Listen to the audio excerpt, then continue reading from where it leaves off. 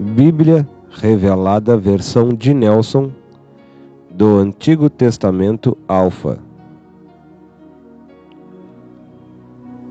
Gênesis, primeiro livro do Pentateuco. Gênesis capítulo 1. A criação dos céus e da terra. Gênesis 1:1, 2:25. A terra criada como uma massa trabalhada pelo Espírito Santo no meio das águas. Deste ponto até a encarnação de Cristo, estaremos em plena dispensação do mistério. Efésios 3:9. Da encarnação de Cristo até a reunião da Igreja com Cristo, Evangelhos e Epístolas, observamos a dispensação da graça.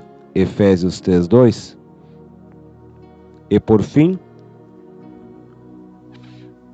a partir da reunião da Igreja com Cristo e o rompimento dos selos de Apocalipse 6, dar-se-á início à dispensação da plenitude dos tempos. Efésios 1:10. Antes do verso 3 de Gênesis, muitas eras da grande eternidade, Kairos, passaram, mas o tempo ainda não existia. Na eternidade a terra estava no meio das águas, sem firmamento. Gênesis 1:2, 2 Pedro 3:5. O cordeiro foi imolado antes da fundação do mundo, um tipo de sexta-feira na eternidade. A terra navega no meio das águas, enquanto Deus, no seu precioso mundo da eternidade, cria e planeja. A obra criadora primeiramente foi formada na sua mente, pois ele precisava de um profeta que fosse adiante dele, mesmo sendo o Criador. Êxodo 7:1. O Verbo estava na boca do seu profeta, o Espírito Santo. Gênesis 1:2. O profeta era o Espírito Santo e o Verbo o executivo. O Verbo era necessário, pois assim a palavra tornar-se-ia realidade, quando saísse da boca do ancião de dias Deus. Daniel 7:13. Quando ele criou os céus e a terra, já havia criado os anjos com as suas diversas classes, e o mundo eterno de Deus já existia. Paulo chamara esse tempo de dispensação do mistério. Nesse período, o Verbo não estava revelado, somente o ancião de dias, hoje conhecido como Pai, o nosso Deus. Estava sentado no trono. Apocalipse 4:1-3. A Nova Jerusalém era apenas um plano. Ele habitava no Monte Santo, chamado Sião, o original, em cuja plataforma estava o Éden original, o Éden original de Deus, onde os anjos habitavam e trabalhavam nas congregações, e onde o luzeiro, que nós conhecemos como Lúcifer, foi um dos querubins guardadores, mas somente ele era conhecido como aferidor das medidas e condutor das pedras afogueadas, que está em Ezequiel 28, do 11-15. Como tudo abaixo do Éden original, não o de Adão e Eva, era água, terra. A terra primeiramente foi criada no meio das águas, sem forma e vazia. 2 Pedro 3, 4 e 5. Por milhões de anos comparados aos dias eternos, a terra esteve como um grande peixe no meio das águas, até a hora que Deus transformá-la. Gênesis 1:6, 2 Pedro 2:5. Os céus eram somente águas.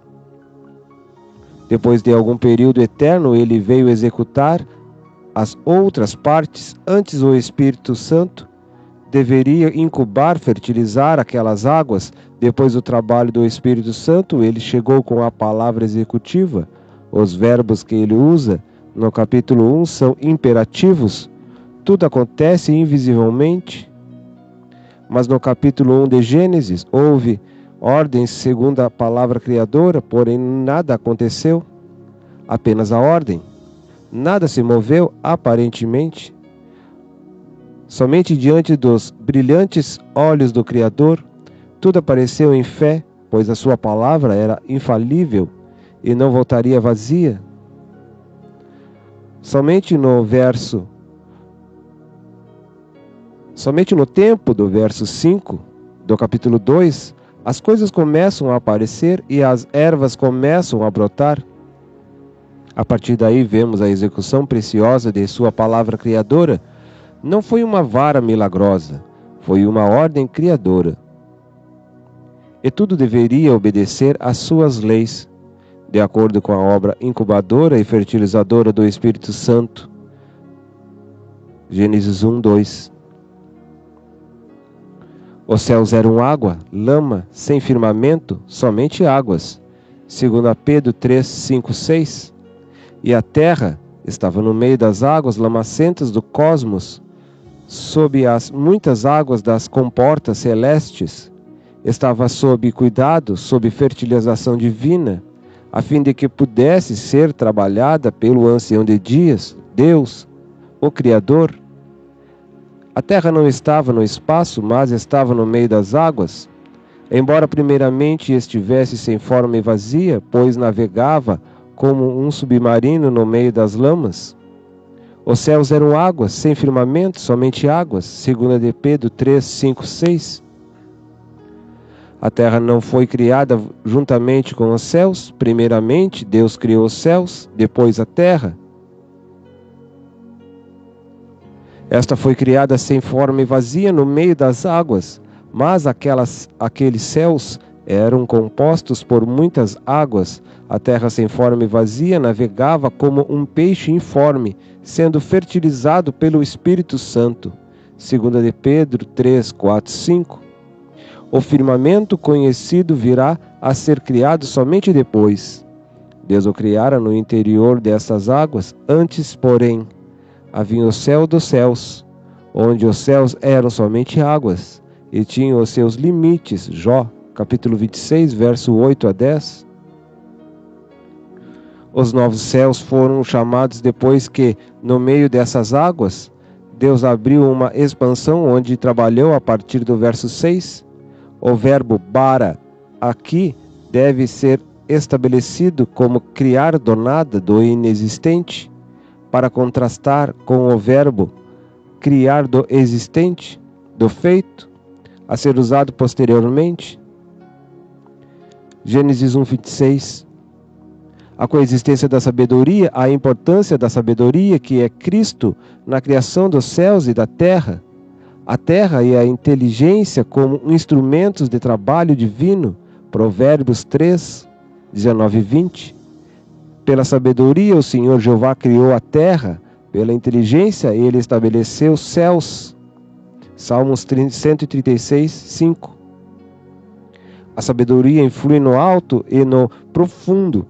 Pela sua inteligência se fenderam os abismos e as nuvens dos céus destilaram o orvalho. Gênesis capítulo 1, verso 1. No, entre parênteses, em um, fecha parênteses, princípio, Deus criou, abre parênteses, do inexistente, fecha parênteses, os céus e a terra. A condição da terra quando tudo era água. 2 de Pedro 3, 5. A obra de Deus estava em plena execução. A terra não estava assim por algum sinistro, mas esperava a obra fertilizadora do Espírito Santo. É o primeiro tipo do cordeiro que estará sepultado, informe, vazio e em trevas. É um tipo do grande sábado na eternidade. 1 Pedro 1, 20. O Criador, em 7 dias literais, irá finalizar essa obra que ele planejou, testou e executou na eternidade. A terra era sem forma, porque este foi o processo natural da criação. Não foi obra de um acidente, nem aconteceu nenhum acidente destinado a frustrar as obras de Deus. Nenhum de seus planos pode ser frustrado. Era um princípio normal para ele, era o começo seguro de suas obras. tudo era parte do processo da criação. Ele não fez nada como se tivesse uma varinha mágica. O processo da criação foi seguro e sustentável. A Terra não estava no espaço, era um bebê no ventre do universo divino, como o ser humano permanece no meio das águas por 9 meses. Era vazia, porque ainda esperava as ordens para começar a germinação. Sobre ela precisava ser incubada, trabalhada, preparada. Paulo fala das dores de parto da criação, Romanos 8, 5 a 15. Mas o Espírito de Deus incubava a superfície das águas. O Espírito Santo estava trabalhando esta terra, incubando-a, dando-lhe vida e calor, para que ouvisse a voz criadora do ancião de dias. Deus, a obra do Espírito Santo no Antigo Testamento é uma obra gloriosa. Começa com a sua saída do trono, onde havia sido testemunha da rebelião do luzeiro, que nós chamamos Lúcifer. Veio preparar o terreno para a edificação de um povo de adoradores que continuasse o trabalho em lugar da terça parte dos anjos que foi expulsa da presença de Deus. Por isso Paulo fala que nós fomos feitos para um propósito maravilhoso, para louvor da glória de Deus. O plano não podia tornar-se realidade se ele não se envolvesse nele pessoalmente. Ele necessitava envolver-se nele profundamente e poderosamente. A principal ação do Espírito Santo era mover-se sobre algo, pois o seu mover sempre foi pró-investimento. Ele nunca se moverá se não for unicamente para a glorificação de Deus. Desde o princípio este foi o seu mover, sempre preparatório para uma grande criação. Ele havia de se mover para fertilizar a terra, preparando-a para a obra criadora.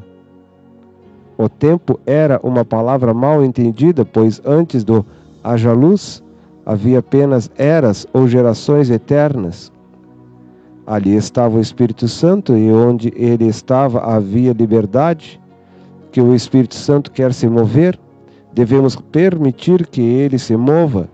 O grande mistério da saída de Israel do Egito é revelado aqui na obra da criação. Lendo Êxodo capítulo 14, entenderemos porque haveria as trevas e a morte do primogênito seriam as pragas finais. Antes do êxodo de Israel, Êxodo 10, 21 a 29, Gênesis 1, 2, porque os primogênitos morreriam. Êxodo 12, 29 a 33, 13, 1 a 16, porque haveria separação das águas do Mar Vermelho. Êxodo 14, 21, Gênesis 1, 6 a 10, porque haveria luz no caminho. Êxodo 13, 21,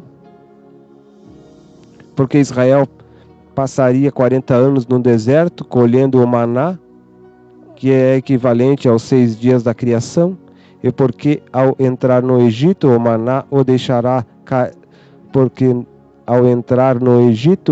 deixaria de cair no 7º dia, lembrando o descanso de Deus. Gênesis 2, 3 a 6. E porque saiu um vapor da terra, Gênesis 2, 6, lembrando a obra do movimento do Espírito Santo sobre a terra sem forma e vazia, que seria um tipo do derramamento final do Espírito Santo